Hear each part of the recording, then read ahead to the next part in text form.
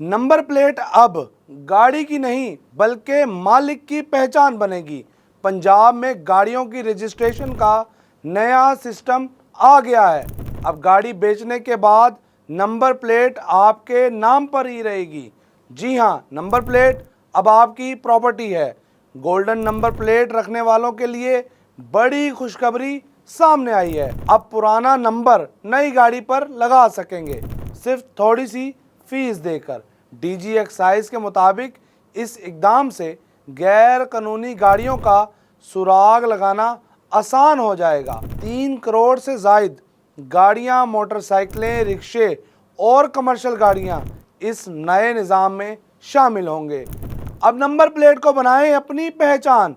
Punjab excise के इस कदम से फ़ायदा उठाएं और अपनी गाड़ी को रजिस्टर्ड करवाएं।